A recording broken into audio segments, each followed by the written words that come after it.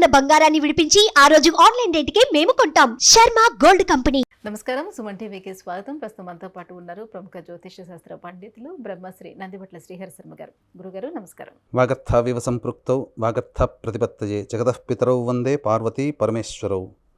సదాశివసమారంభాం శంకరాచార్య మధ్యమాం అస్మదాచార్య పర్యంతం వందే గురు పరంపరాం. ఆదిత్యాయ చ సోమాయ మంగళాయ బుధాయ చ గురుశుక్ర శనిభ్యశ్చ రాహవే కేతవే నమః. గురుగారు, జూన్ 6వ తారీఖున వైశాఖ అమావాస్యను మనకి శనేశ్వర జయంతిగా వ్యవహరిస్తూ ఉంటారు కదా. ఈ శనేశ్వర జయంతి యొక్క విశిష్టత ఏంటి? ఈ రోజున ఆ శనేశ్వరుడికి ఎటువంటి నియమాలను పాటించుకోవాలి, ఎటువంటి పూజా కార్యక్రమాలు చేపట్టుకోవాలంటారు? వైశాఖ అమావాస్య మనకు ప్రపంచవ్యాప్తముగా శనీశ్వర జయంతిగా చెప్పబడుతుంది. అనగా శనీశ్వరుడి యొక్క ఉద్భవించినటువంటి రోజుగా చెప్పవచ్చు. ఇంకా గమనించుకున్నట్లయితే చతుర్వర్గ చింతామణి అనేటువంటి యొక్క గ్రంథరాజ ప్రకారము ఈ యొక్క వైశాఖ అమావాస్య గురువారముతో కలిసి వస్తే అద్భుతము అని చెప్పవచ్చు. ఇది మహాశుభమైనటువంటి ఫలితాల్ని తీసుకువస్తుంది. మన అదృష్టవశాత్తు ఈసారి శనీశ్వర జయంతి అనగా వైశాఖ అమావాస్య గురువారంతో ఏర్పడబోతుంది. అందున రోహిణీ నక్షత్రంలో ఏర్పడబోతుంది. కాబట్టి ఈ యొక్క శనీశ్వర జయంతికి గురువారానికి రోహిణీ నక్షత్రానికి ప్రత్యేకమైనటువంటి అవినాభావ సంబంధం ఉంది. మనఃకారకుడైనటువంటి చంద్రుని యొక్క నక్షత్రం అది. చంద్రుడు ఉచ్చస్థితిలో ఉంటాడు. కాబట్టి మనస్సు అంటే ఏంటి? ఇక్కడ సంకల్పం. ప్రతి మానవుడు సంకల్పం అనేటువంటిది ఉంటుంది. నేను ఇలా గెలవాలి, ఇందులో పైకి రావాలి, నాకు ఈ కోరిక నెరవేరాలని ఒక సంకల్పం ప్రతి మానవుడికి ఉంటుంది. ఆ సంకల్పం కోసం నిజాయితీగా కష్టపడతాడు, పరిశ్రమిస్తాడు. మరి అటువంటి వాడికి దైవబలం కూడా తోడవ్వాలి కదా. దైవబలం తోడవ్వాలి అని అంటే అంది వచ్చినటువంటి కొన్ని ప్రత్యేకమైనటువంటి అలభ్య పుణ్యతిథులు ఏవైతే ఉంటాయో ఆ అలభ్య పుణ్యతిథులలో దైవ ఆరాధన చేసుకున్నటువంటి వ్యక్తికి మనస్సంకల్పం నెరవేరుతుంది. ఎందుకనంటే మనఃకారకుడైనటువంటి చంద్రుడు ఉన్నటువంటి రోజు అమావాస్య రోజున ఆ రోహిణీ నక్షత్రం, పైగా ఈ 6వ తారీఖు రోజున పంచగ్రహ కూటమి అనేటువంటిది ఏర్పడబోతుంది. అందున ఒక్క గురువు తప్ప మిగతా 4 గ్రహాలు కూడా రోహిణీ నక్షత్రంలోనే ఉన్నాయి. కాబట్టి మీకు అనగా గమనించుకున్నట్లయితే అక్కడ శుక్రుడు, చంద్రుడు, బుధుడు, రవి, ఈ 4 గ్రహాలు దేనికి సంకేతము? గురుపాలితంలో మీకు చంద్రుడు, రవి వచ్చేసేస్తాడు. శనిపాలితంలో శుక్రుడు, బుధుడు వస్తాడు. మొత్తం 12 రాశులు కూడా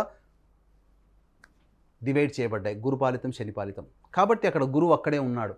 కాబట్టి మీకు గమనించుకున్నట్లయితే ఇంటర్నల్గా 12 రాశుల వారి యొక్క సంకల్పం నెరవేరడానికి అనుకూలమైనటువంటి అద్భుతమైనటువంటి రోజుగా ఈ యొక్క వైశాఖ బహుళ అమావాస్య శనీశ్వర జయంతి అనేటువంటిది చెప్పడం జరుగుతుంది.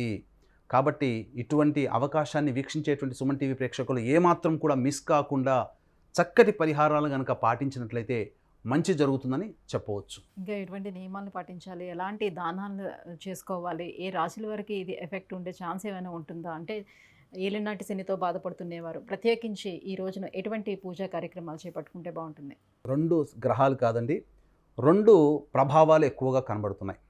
శనీశ్వర జయంతి మొదటిగా మనం అనుకోగానే శనీశ్వరునికి సంబంధించి చెప్పగానే శని దోషం ఉన్నటువంటి రాశులుగా చెప్పబడతాయి. ఇక్కడ శని దోషం ఉన్నటువంటి రాశులుగా చెప్పబడినట్లయితే ఏలిన నాటి శని ప్రభావం మకర, కుంభ, మీన రాశిలో వారికి, అష్టమ శని ప్రభావం కర్కాటక రాశి వారికి, అర్ధాష్టమ శని ప్రభావం వృశ్చిక రాశి వారికి, యోగ శని ప్రభావం మిథున, కన్యా రాశి వారికి, మిథున, తులా రాశి వారికి. కాబట్టి వెరసి చూసుకున్నట్లయితే వృషభ, మిథున, కర్కాటక, కన్య, తుల, మకర, కుంభ, మీన రాశుల్లో జన్మించినటువంటి వారికి, వృశ్చిక రాశిలో జన్మించినటువంటి వారికి ఈ యొక్క శని ప్రభావం ఎక్కువగా ఉంటుంది. కాబట్టి శని దోషము నుంచి బయటపడడం కోసం ఈ శనీశ్వర జయంతి ప్రత్యేకంగా ఇప్పుడు మనకు గుర్తుపెట్టుకోండమ్మా, ఎంతటి శత్రువైనా మన పుట్టినరోజున మనల్ని పిలిచి కంగ్రాట్స్ చెప్పాడు అనుకోండి, లేదా విషెస్ చేశాడు అనుకోండి, ఆ శత్రువు మీద ఉండే కోపాన్ని మనం తగ్గించుకొని నవ్వుతూనైనా థ్యాంక్స్ అండి అని చెప్తాం. మరి అటువంటి శని ప్రభావానికి గురైనటువంటి ఈ వృషభ, మిథున, కర్కాటక, సింహ, తుల, వృశ్చిక, మకర, కుంభ, మీన రాశుల్లో జన్మించినటువంటి వారికి ఈ యొక్క శనీశ్వర జయంతి ఒక యోగమనే చెప్పవచ్చు. కోరుకున్నటువంటి వరం అంటే కోరుకున్నటువంటి వరము, అయాచితమైనటువంటి యోగము అని చెప్పవచ్చు. కాబట్టి ఈ శనీశ్వర జయంతి రోజున వీక్షించేటువంటి సుమన్ టీవీ ప్రేక్షకులు ఈ చెప్పినటువంటి రాశులు లేదా 12 రాశుల వారు, ఎందుకంటే శని కర్మాధికారి, గత జన్మ కర్మదోషము తొలగిపోయడానికి ఈ యొక్క శనీశ్వర జయంతి రోజున ప్రతి మానవుడు కూడా కొన్ని పరిహారాలు పాటించాలి. ఏం పరిహారాలు పాటించాలి? ముందుగా వీక్షించేటువంటి సుమన్ టీవీ ప్రేక్షకులు కూడా ఈ శనీశ్వర జయంతి సందర్భంగా గత జన్మ కర్మదోష ప్రభావం, అలాగే శని దోషానికి గురైనటువంటి వృషభ మిథున కర్కాటక సింహతుల వృశ్చిక మకర కుంభ మీన రాశుల్లో జన్మించినటువంటి వారికి శని దోష పరిహారార్థమై, మరియు ఈ పంచగ్రహ కూటమి కూడా ఏర్పడుతుంది కాబట్టి ఈ పంచగ్రహ కూటమి సంబంధించినటువంటి దోష పరిహారార్థమై నవగ్రహ హోమం, శనీశ్వర హోమం, అఘోర పాశుపత మంత్ర హోమంతో పాటు విద్య, ఉద్యోగం, సంతానం, అనారోగ్యం, వివాహం వీటికి సంబంధించినటువంటి దోషాల నివారణకి హోమాది కార్యక్రమాలు కేవలం 1200 రూపాయలకి మీ గోతనామాదులతో ఈ యొక్క కార్యక్రమం జరిపించడం జరుగుతుంది. కాబట్టి అవకాశం ఉన్నవాళ్ళు మా పీఠంలో జరిగేటువంటి శనీశ్వర జయంతి సందర్భంగా జరిగేటువంటి హోమాది కార్యక్రమంలో మీ గోతనామాలు జరుపుకోవచ్చు. ఇక శనీశ్వర జయంతి సందర్భంగా వీక్షించేటువంటి సుమన్ టీవీ ప్రేక్షకులు అందరూ కూడా అన్ని రాశుల్లో జన్మించినటువంటి వారు, ప్రత్యేకంగా వృషభ మిథున కర్కాటక సింహతుల వృశ్చిక మకర కుంభ మీన రాశిలో జన్మించినటువంటి వారు, మరియు పంచగ్రహ కూటమి ప్రభావం వల్ల ఎఫెక్ట్ అయ్యేటువంటి మిగతా రాశుల వారు ఎవరైనా కానీ ఇందులో పరిధిలోకి వస్తారు. కాబట్టి వారందరూ కూడా మన యొక్క సంకల్పం నెరవేరడానికి రోహిణీ నక్షత్రంలో 4 గ్రహాలు మనకు అనుకూలంగా ఉన్నాయి. శుభగ్రహాలైనటువంటి గురువు, చంద్రుడు, బుధుడు, శుక్రుడు, కాబట్టి రవి కూడా. కాబట్టి ఇంతటి అద్భుతమైనటువంటి యోగ కాలాన్ని ఎవ్వరు కూడా మిస్ చేసుకోకండి. పొద్దున్నే లేవగానే చక్కగా స్నానం ఆచరించి కాలకృత్యాదులు తీర్చుకొని ఇంట్లో దీపారాధన, నువ్వుల నూనెతో దీపారాధన చేసి చక్కగా పూలమాలలు సమర్పించి మీ ఇష్ట దైవం ఏదైతే ఉంటుందో ఆ ఇష్ట దైవాన్ని మనసారా స్మరించుకొని వీలైతే విష్ణు సహస్రనామం, శివ సహస్రనామం లేదా లలిత సహస్రనామాన్ని పారాయణం చేసి నైవేద్యం పెట్టి మీరు దేవాలయానికి చేరుకొని నవగ్రహాల చుట్టూ శివాయ నమః అనుకుంటూ 108 ప్రదక్షిణలు లేదా 54, కనీసం తక్కువలో తక్కువ 27 ప్రదక్షిణలైనా చేసి మీరు ఆ యొక్క శనీశ్వరుడి దగ్గర శనికి తైలాభిషేకం జరిపించండి. మరియు అన్నము, నల్ల నువ్వులు కలిపిన ముద్ద నైవేద్యంగా పెట్టండి. ఇక దీపారాధన చేసినట్లయితే శనికి 8వ సంఖ్య చాలా ప్రీతికరం. కాబట్టి నల్ల నువ్వుల నూనెలో ప్రమిదలో, ఇనుప ప్రమిద అయితే చాలా మంచిది, లేకపోతే మట్టి ప్రమిద, ఆ ప్రమిదలో నల్ల ఒత్తితో అనగా నల్లని బట్ట తీసుకొని కొద్దిగా చింపేసి ఇలా ఒత్తిగా నలిపేస్తే ఒత్తిగా తయారవుతుంది. ఆ యొక్క నల్ల ఒత్తితో నల్ల నువ్వుల నూనె దీపారాధన 8 దీపారాధనలు ఏర్పాటు చేయండి.